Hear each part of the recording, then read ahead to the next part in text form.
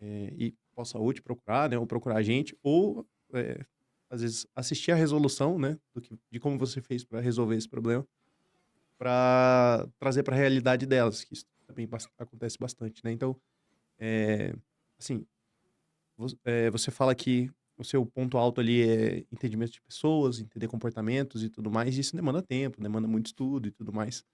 Eh, Como você conseguiu trazer isso para tua realidade de business, né, de negócio, e quais foram as maiores dificuldades que você foi encontrando ali dentro dessa jornada? Eu comecei a estudar neurociência faz 18 anos. E o gatilho foi a inteligência artificial, né, para entender como funcionava o comportamento das pessoas.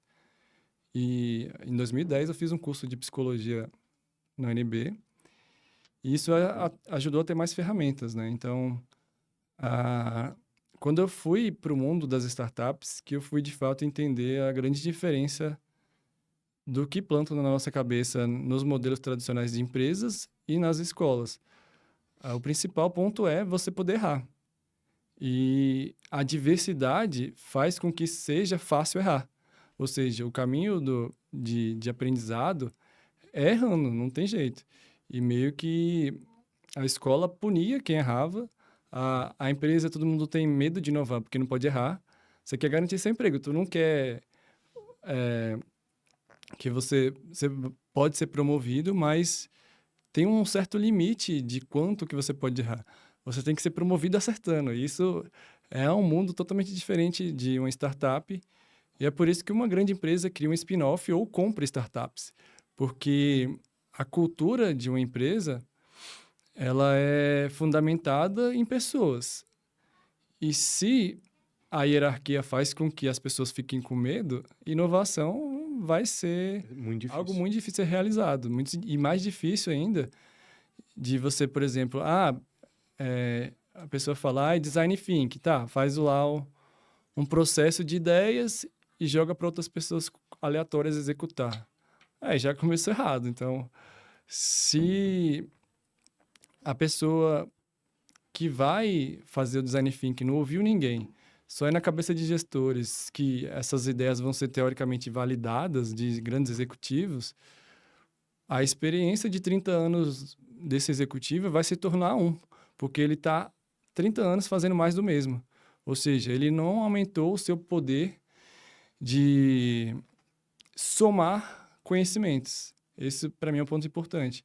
Habilidades complementares e somar conhecimentos.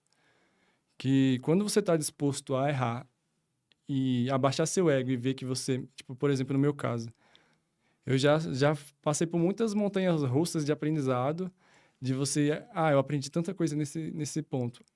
Aí eu tento aprender com outra pessoa que sabe mais que eu não achava. Aí eu tinha que procurar nos artigos dos Estados Unidos. Aí cheguei a ler 100 artigos para entender uma coisa e ver que até mesmo, por exemplo, na questão da inteligência artificial, está todo mundo enviesado procurando uma AGI. Pode ser que nunca vão achar. E para a realidade desses perrengues que a gente passa, é muito importante você ouvir quem vivencia essas dores. E eu acho que uma mais importante foi que eu criava algo que para os alunos eram impactantes, mas para o pai, ele pagava, eu quero pagar tanto, é pouco, é o que vale. Ele achava que tinha mais entrega de valor na mentalidade vestibuleira da escola do que algo que vai fazer o aluno realmente aprender Uhum. e, e criar um gatilho mental para a vida toda de um exemplo. Eu até cheguei a criar um funk para uma aula de matemática. Por exemplo, uma aula de análise combinatória. Você coloca aqui um suco num liquidificador e bota outro liquidificador com o mesmo suco, com as mesmas frutas. E em um você coloca a primeira laranja, no outro você coloca primeiro, por exemplo, uma acerola. Aí você bota a acerola lá no segundo, nesse primeiro, e a laranja nesse. Você bate os dois liquidificador, você vê que a cor fica a mesma, ou seja, você não vai ter diferença de cor nem de sabor, porque a ordem não faz diferença. Uhum. E esse é um gatilho que eu criava. A ordem não faz diferença, então é combinação. E aí, mesmo nunca ter gostado de funk, eu tentei me colocar no lugar das pessoas, dos jovens, que eu já sou um pouco mais velho que eles, que eu só gosto mais de pop, rock, eu adoro cantar no karaokê e juntei tudo. Tentei ter a simpatia e eu criei esse funk, assim. Olha a combinação, quando ela faz suco de laranja e limão, não importa a ordem, combinação, são... Aí, tipo, esse negócio fica na cabeça e não sai, tipo... Total. Vai ficar pro Aí é um resto da minha gatilho vida. mental, não dá branco na hora da prova. E era assim que eu pensava em educação, tipo... Você estuda lá 5 minutos, vê o conceito, vê como isso serve para alguma coisa e vai passar 30 minutos treinando, brincando, errando, vendo para que serve isso. E isso vai servir para resolver problemas. E meio que o nosso modelo de educação não foi criado para ser assim, foi criado para ser um pendrive. Então, essa cultura de aprendizado e de errar para aprender está muito relacionado a essa questão de a gente não ser pendrive. Vai para a rua, conversa com seus clientes, conversa. Se você não tem startup, você quer ser um bom funcionário na sua empresa, pede para o chefe, eu quero conversar com os clientes, eu quero ouvir. Se ele não deixar, eu quero os dados das conversas. Então, tenta de alguma forma transformar isso em dados de dores do que o mercado realmente precisa. E como você sente é, essa diferença, né, entre usuário e cliente? São coisas diferentes, né? E normalmente no começo da jornada a gente põe tudo no mesmo liquidificador. É, não, é engraçado isso, né? Porque eu sou de área técnica, mas eu descobri que não era técnico dentro da graduação de computação, porque eu tinha facilidade em tirar 10 em todas as exatas e tirava 9 em humanas. E na UNB eu percebi que eu era o cara do meio de campo, que eu era bom técnico, mas era bom em humanas. Só que eu não vou chegar a ser o nível extraordinário de matemática, porque eu reprovei uma matéria de álgebra na faculdade. Aí eu vi que era onde me separava da galera que é muito mais técnica do que eu.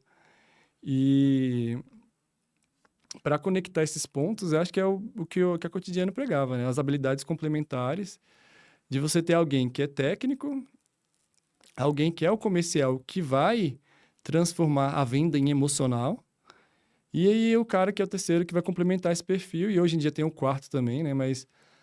Mas dependendo do, do nicho, eu acho que é ficar 3 ou 4 no máximo para as decisões de uma startup ser mais coesa, mas no final das contas, essa jornada de usuário tem que ser o menos técnica possível.